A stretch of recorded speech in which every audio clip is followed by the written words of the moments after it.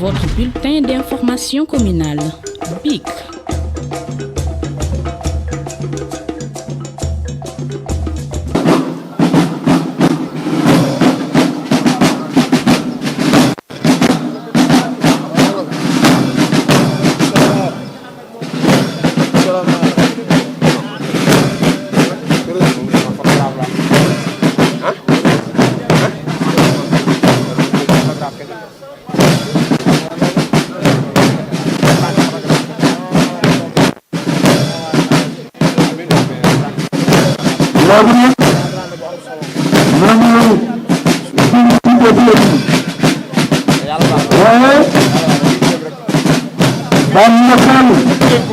Le commandant Aboubakar Sam ak adjudant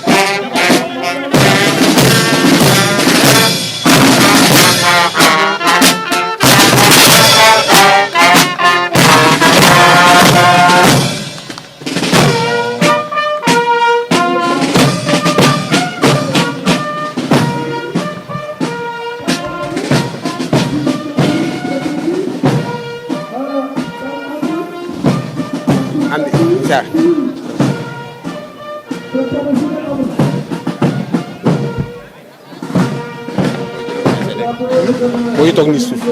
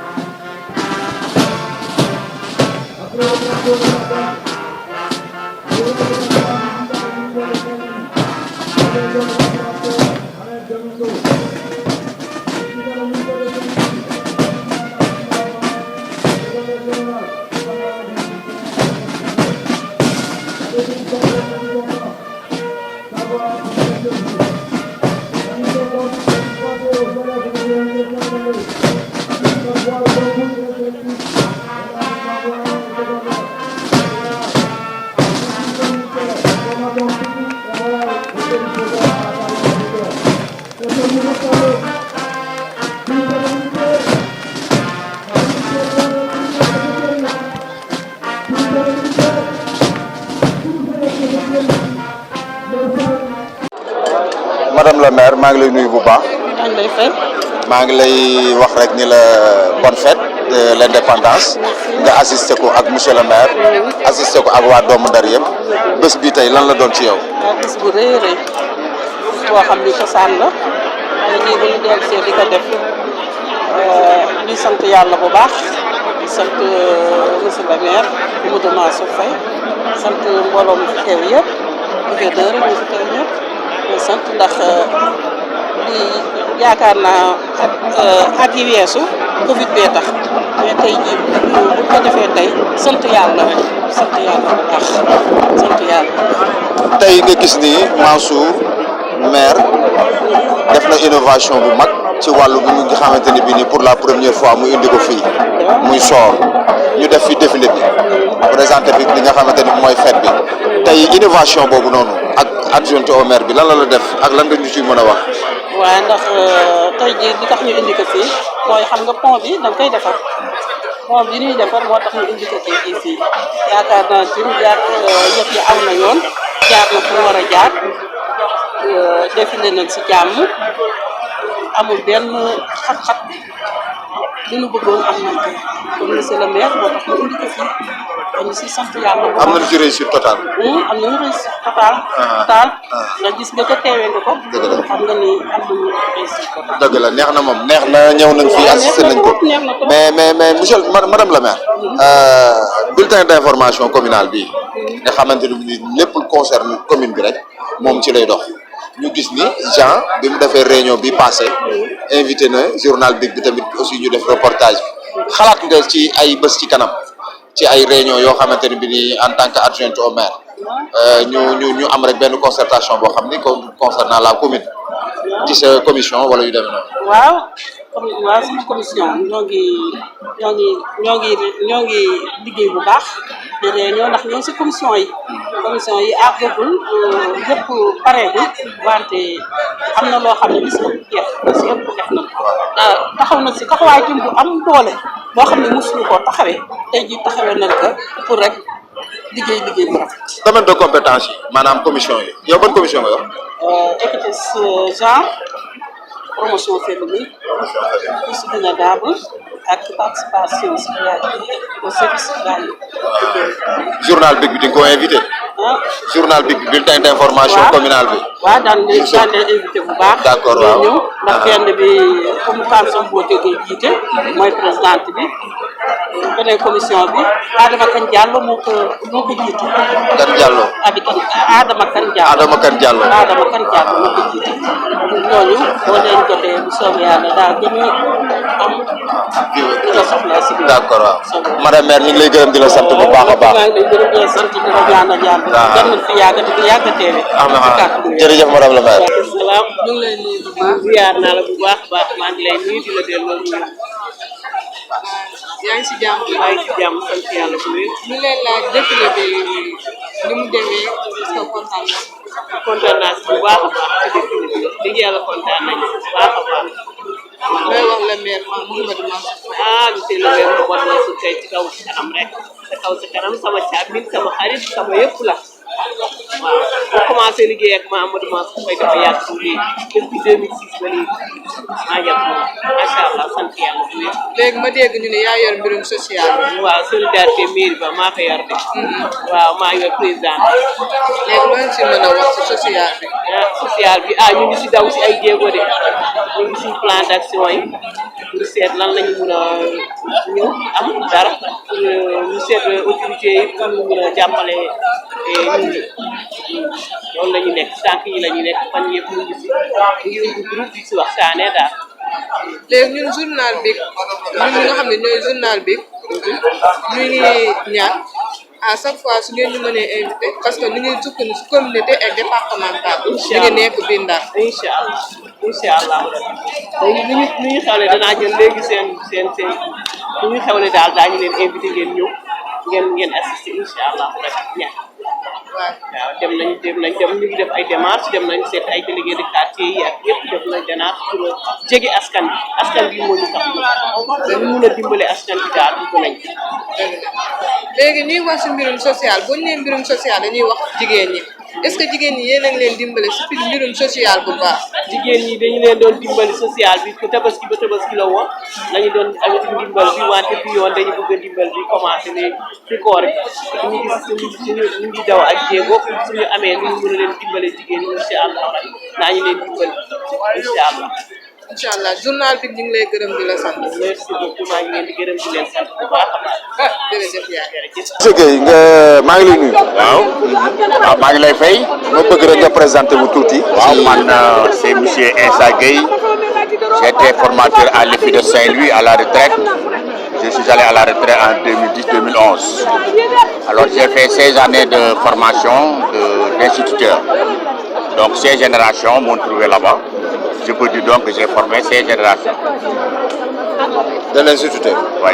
Ah, d'accord léegi ñu gis ni yow dan la décorer léegi l'ordre national du Lion par le président de la République tey ñu décoré ko fii à Saint-Louis loolu lan la def. Non, décoration bi nag je peux dire que bon comme administration dafa continuer continuité la alors que décoration bi maa ngi ko amee en 2010 en 2010 lañ ma décoré j'étais en plein cours à l'IFI de Saint-Louis ñu woo ma la direction ni ma alors à Dakar on doit te décorer voilà. Donc, mais pour décoration bi fii nii tey ñu la ko defal nag nii. waaw décoration bi dama ci kontaan rek kontaan ci parce que ça dénote wane na ni man liggéey bi ñu doon def ci éducation parce que éducation moo yor réew éducation moo yor réew c'est le développement c'est la base du développement.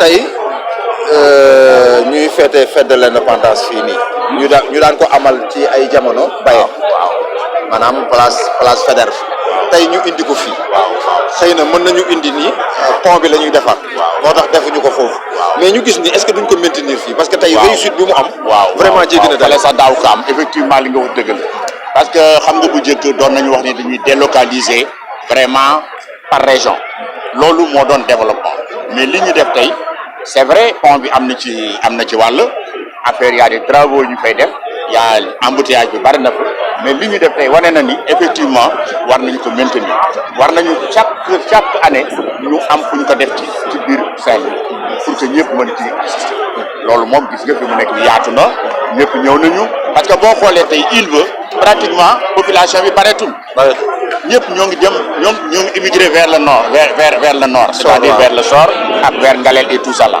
donc population bi fii la ëppee donc je crois que c'est une très bonne chose war nañ ko maintenir. Monsieur Guèye maa ngi lay gërëm bu baax di la sant di la ñaanal. yàlla defal la jàmm.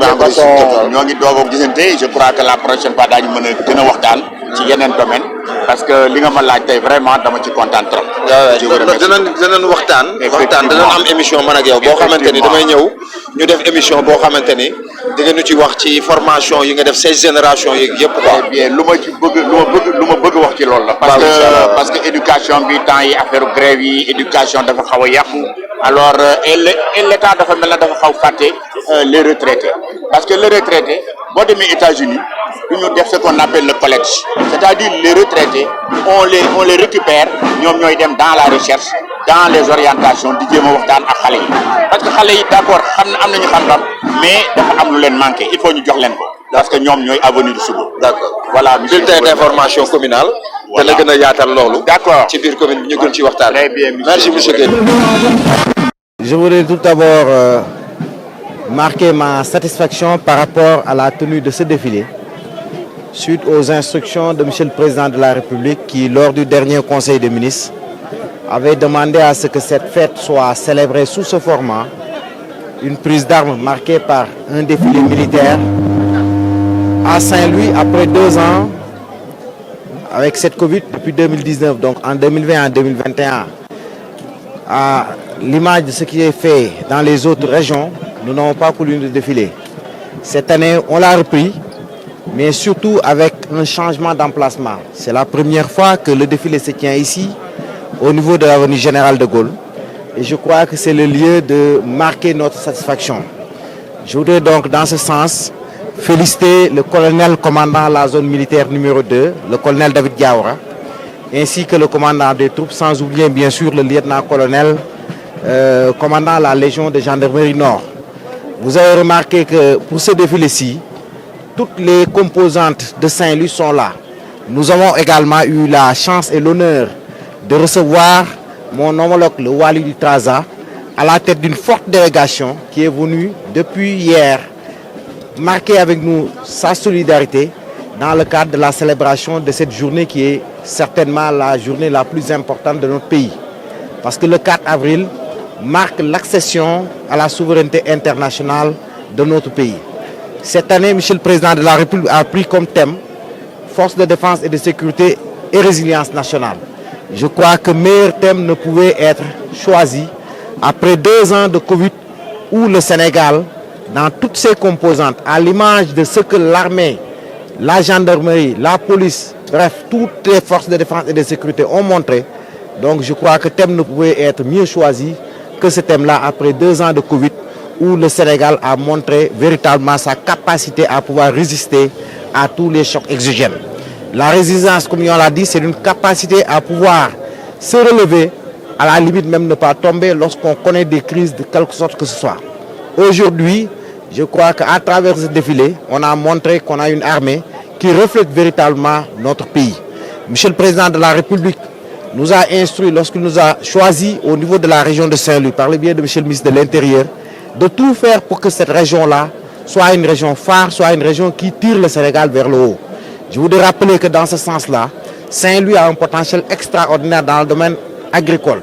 Et nous nous attelons à travers l'ensemble des composantes à faire en sorte que cette région puisse apporter une plus-value en termes de richesse provenant de l'agriculture.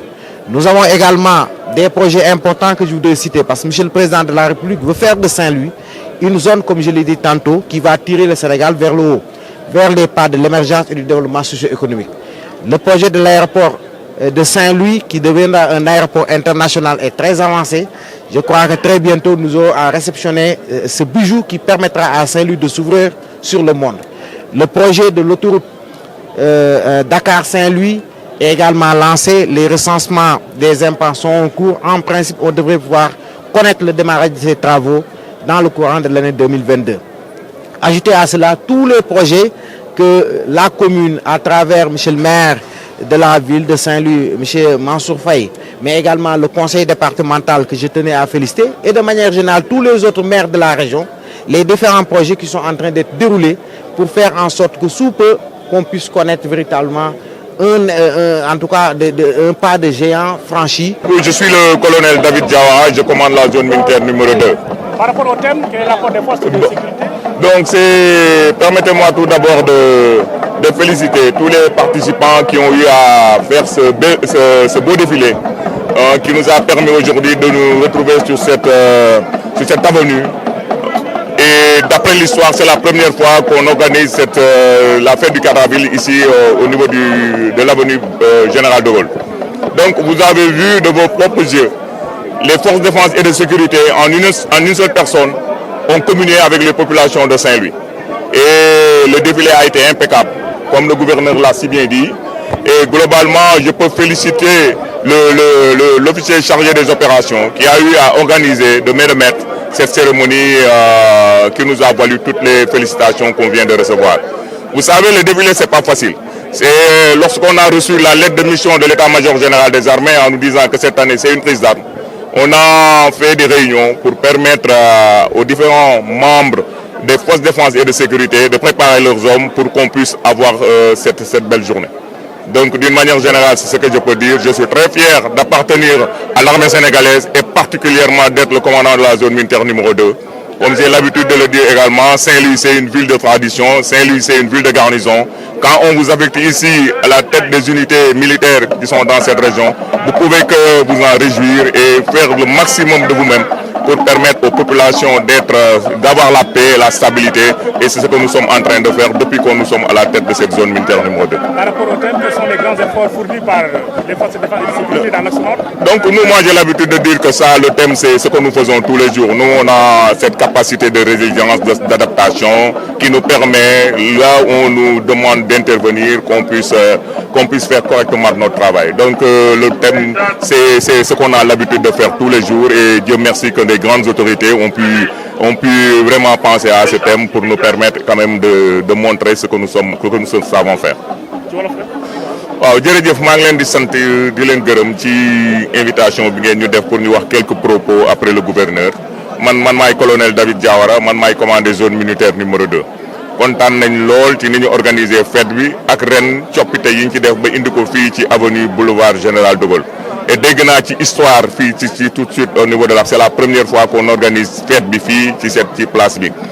place bi nag moom place am histoire la aussi place bu rafet la parce que je pense que wax nañ ko léegi gouverneur ak monsieur le maire place bi moom fii la ñu war di defee toutes les fêtes militaires comme ça population yëpp mën a ñëw bokk ci parce que seen fête la. ñu ngi leen di gërëm également population bi ni ñu ñëwee d'une manière massive assister à ce défilé ba nga xam ne je pense que félicitations yi ñuy commencé jot ñu ngi ciy kontaan. thème bi yan jéego la ci force de défense et de sécurité def. thème bi moom ni ma koy faral di waxee mooy thème bi ñu ngi sant yàlla bi nga xam ne nos grandes autorités pensé nañ ba wax force de défense et de sécurité résilience nationale. donc résilience moom je pense que ne bu ñu ko waxee rek dem na ci takk der donc parce que suñu mission yëpp boo amul capacité de résilience mënoo ko def parce que dañ lay yóbbu ci ay situations yu xaw a métti donc boo amul entraînement ak tàggan ak ay moyens yoo xam ne dina la permettre nga mën a def sa liggéey ni nga ko war a def je pense que loolu mën a nekk tey armée sénégalaise yàlla mu ngi ñu ciy suturaal fépp fu ñu jox ñu mission dinañ ko def nañ ko war a def. Bien, nous venons d'assister à un défilé extraordinaire. Je pense que le meilleur défilé auquel j'ai assisté depuis que je suis maire jusqu'à maintenant. Et comme nous l'avons tous vu, ce défilé s'est déroulé au niveau de l'avenue Général de Gaulle.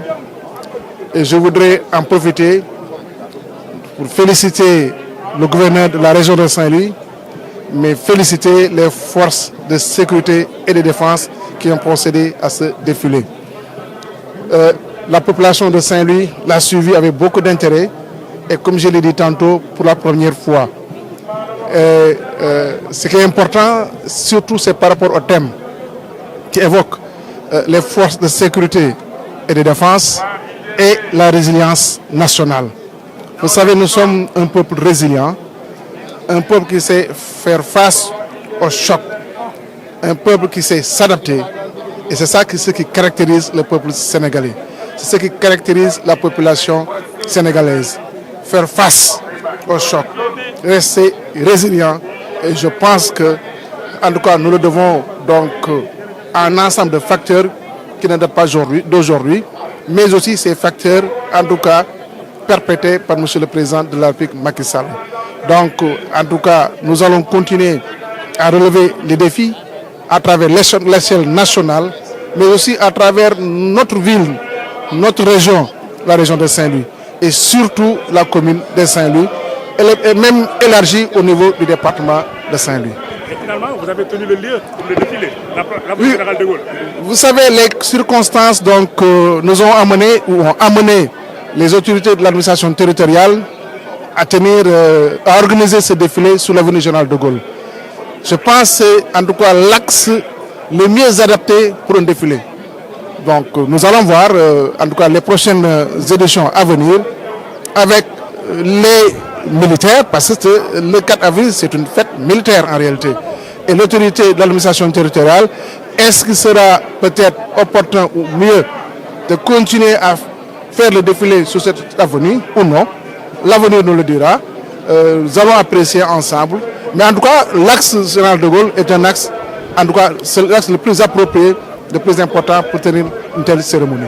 On a entendu le gouverneur dire tout à l'heure la construction de l'autoroute Dakar-Saint-Louis. Parlez-nous un peu de ça, le coût, le financement, le démarrage. Vous savez, le projet de l'autoroute Dakar-Saint-Louis est un projet de M. le Président de la République Macky Sall.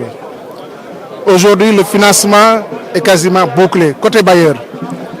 Le 17 prochain, je vais en voyage, en déplacement, accompagné du ministre en charge des partenariats, pour signer donc une convention de financement avec la BID, la Banque islamique de développement, qui va participer effectivement au financement de l'autoroute.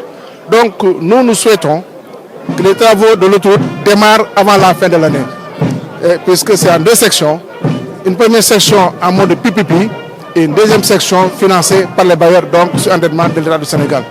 Et les deux sections, en tout cas, progressent bien et nous souhaitons vivement procéder au lancement, à la pose de la première pierre avant la fin de l'année 2022. Nous travaillons sur cette date-là et je pense que nous allons pouvoir les tenir. Sur le fait, défilé bi, il y a un cadre après. Ouais, défilé bi, machallah, ginnaaw bu ñu sante suñu borom julli ci Rasulullah. Lu ma dal di seetaan di défilé ba léegi def naa bii ma seetaan nga xam ni je peux même dire défilé militaire rek la moo en tout cas niru lu jël raaya bi ci défilé yow ma sa seetaan yëpp parce que ak fi ñu nekk ci yoon bi ñu nekk je pense fii la war a nekk parce que gis nañu yoon bi jub na am na éclatement comme Dakar bu ñu ko doon comparé ak Dakar yaakaar naa ni Sénégal ren gii moom défilé Ndar moo dàq ci défilé yi man loolu laa gis donc loolu dafa nekk lu am solo. xëy na sax lu tax ñu tànn maanaam avenue Général de Gaulle ay liggéey am na ci pont bi ay liggéey aussi pareegul ci au niveau de la place Baye moo tax défilé bi am fii waaye nag bu ñu comparé maanaam défilé yëpp defe naa fii mooy place de défilé parce que yoon bi jub na am na éclatement donc te amul encombrement. Je pense que avec le gouverneur, avec les autorités militaires, daañu réfléchir ci yeneen yi ñëw yi est-ce que dañ ko maintenir pour def ko fii wala ndax day dem avenue fu mu doon nekk avant.